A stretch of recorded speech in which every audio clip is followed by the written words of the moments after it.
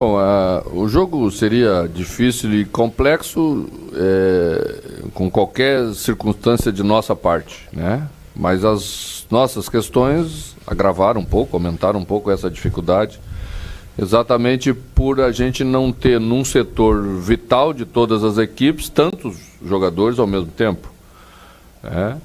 Perdemos Gabriel, perdemos Johnny, que vem fazendo bons jogos e perdemos Pena. Então perdemos o setor inteiro. Felizmente tivemos Edenilson, que juntamente com o Lisieiro, né, numa função um pouquinho mais atrás, sustentaram bem aquilo que seria uma preocupação. Alan Patrick e Maurício, a gente optou para iniciar porque a gente entendia que encontraria alguns espaços para a criação, porque o Flamengo é um time que ataca bastante e que dá um pouco de lado para o adversário, e a gente queria sair por esses lados, mas não ia dar para simplificar tanto, sair logo direto no lado, tinha que passar pelo meio para tentar sair com mais qualidade. Fizemos isso mais vezes no primeiro tempo, né? Mas certamente teríamos que nos defender bem uma boa parte do jogo, como fizemos. É uma ideia clara de como fazer isso, executar. Fizemos hoje com linha de 4, quase nunca com linha de 4, para ser bem realista, né? Porque Pedro sempre fez o quinto jogador por fora para cuidar de Rodinei. E aí depois um pouquinho mais definido com a entrada de Moledo, porque aí também já colocaram até Davi Luiz de centroavante. Tínhamos que numericamente encher o setor para poder abrir um pouco mais René num primeiro momento, enquanto estava mercado, e Bustos, porque com o Everton Cebolinha, que é um jogador muito incisivo, tínhamos que abrir um pouco mais a marcação, encostar um pouco mais para não dar tanta iniciativa. Nesse momento perdemos um pouquinho de meio campo, porque não tem jeito, é matemático. Você tira um jogador daqui, põe mais para trás, para a última linha, você ganha segurança na última linha, mas perde um pouquinho de controle, de possibilidade até de reter. Mas como já não tínhamos mais esse controle, mesmo com um jogador de meio campo, a opção foi por preencher na última linha, para dar segurança, como a gente conseguiu terminar o jogo. E o que eu tenho que elogiar muito não é o resultado, porque não atingimos o máximo que podíamos atingir, mas o que eu quero elogiar muito é a entrega dos jogadores, o comprometimento para executar, para mostrar algo mais, porque tinha que ter num dia como hoje, com tudo que passamos, algo mais para no mínimo sair com esse ponto. Então ganhamos novos jogadores, eu falo isso sempre, você treina eles bem, você sente que eles estão crescendo, mas a hora mais importante é aí, num lugar tão grandioso como é o Maracanã, contra um adversário de alto nível, você vê esses meninos aí entrar e não se assustar e conseguir entregar aquilo que o time precisou naquele momento importante do jogo. É isso que me deixa mais contente. Mano, boa noite. É claro que você citou que o empate não é uma vitória, mas é um resultado expressivo, né, diante de um time quase completo do Flamengo, ou completo do Flamengo, e o Inter com dificuldades. Qual o tamanho desse empate com a derrota do Fluminense, o Inter como vice-líder, ampliando a vantagem em relação ao adversário, com vários garotos em campo, Tauan Lara, Lucas Ramos, o próprio Kehler hoje fazendo uma partidaça no gol. Qual o tamanho desse resultado para você e para o vestiário no geral nessa reta final de Brasileiro? É bastante grande, é bastante significativo para a gente. Vou repetir aquilo que disse exatamente para ficar bem claro, né? Claro que a vitória sempre é o objetivo maior, mas nós temos que nos comparar com os nossos concorrentes de G4 nesse momento, né? E se nós, antes da rodada, fôssemos fazer uma previsão, o jogo mais difícil que alguém tinha que jogar era o jogo que jogamos aqui, né? E vocês viram que o Fluminense foi, apesar de ter saído na frente, tomou a virada em Goiânia, onde nós passamos recentemente e ganhamos. E eu ouvi gente até nem valorizando tanto a nossa vitória lá. Ver como é difícil e como a gente tem que ter um grau de humildade necessário para saber que temos que passar por isso, e passar da maneira como a equipe está passando é elogiável.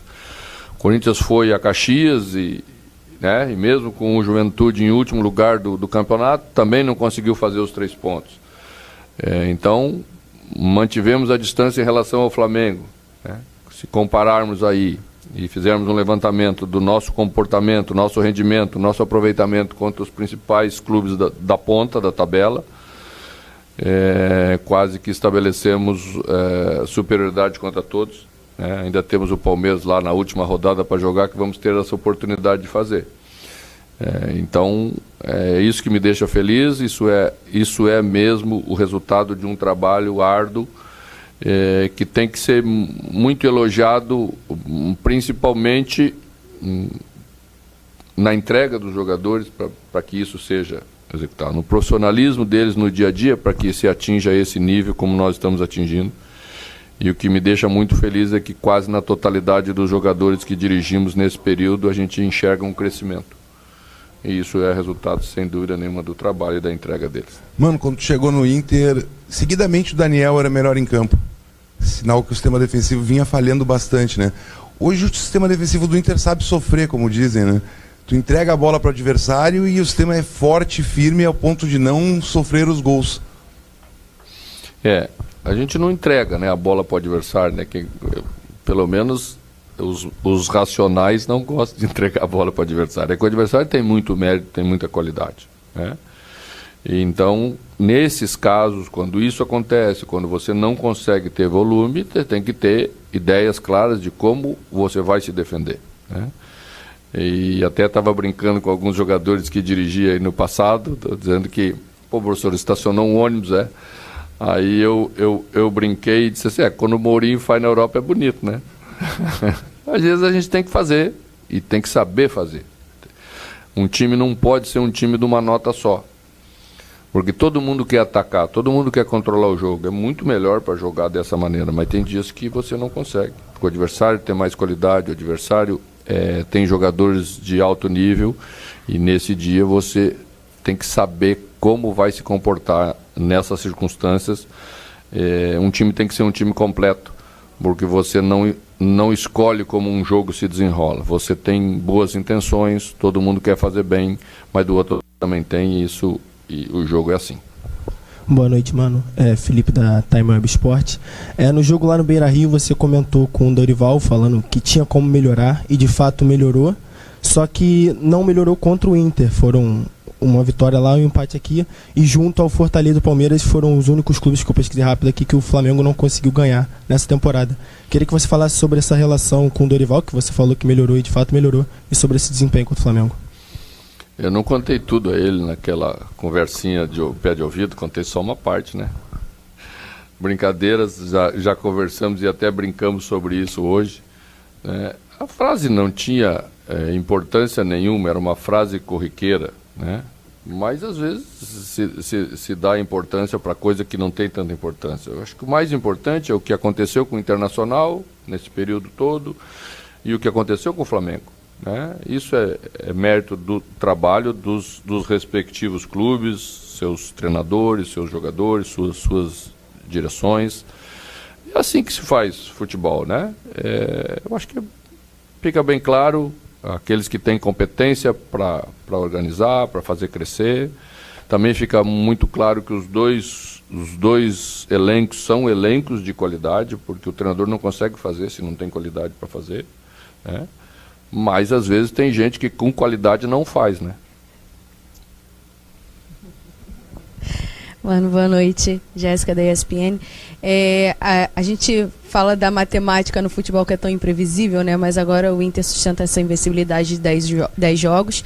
Tem 24 pontos ainda a serem disputados, está a 9 do Palmeiras, e desses 24, pelo menos 12 são para serem disputados em casa. Você acha que essa questão da invencibilidade e do que o Inter vem fazendo agora nesse Campeonato Brasileiro é um recado para a crítica e para a torcida de que o brasileiro ainda não acabou, ainda dá para o Inter realmente conseguir esse título?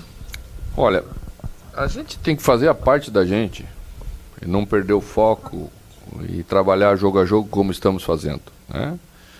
Se mesmo nós fazendo o nosso melhor, o Palmeiras vai ser o campeão brasileiro, vir a ser o campeão brasileiro, é mérito deles. Não pode o Palmeiras deixar de fazer a parte deles e nós não fazermos a nossa, porque aí fica uma frustração muito grande. Eles te oportunizam e você não aproveita, tá? Então, hoje a briga é muito mais uma briga pela vaga direta na Libertadores, essa é uma briga objetiva. O Internacional está desde a 9ª rodada do campeonato entre os 7 primeiros. Uma equipe que veio, se estabeleceu aí e depois entrou no G4 e vem se mantendo no G4, depois subiu para segundo colocado e vem se mantendo na segunda colocação por 3 rodadas consecutivas.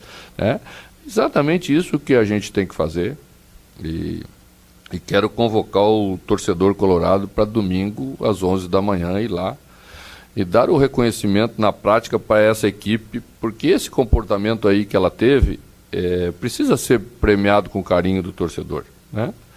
E não teve ninguém que não entregou o máximo, e eu acho que é isso que a gente quer, porque eu acho que a gente merece, né? Eu sei que o torcedor vem de alguns anos trazendo algo que ele quer e que quer que volte a ver a equipe dele conquistar, nós também queremos. Mas isso, quando se fica um tempo sem, demora um pouquinho mais. É só olhar em volta, né?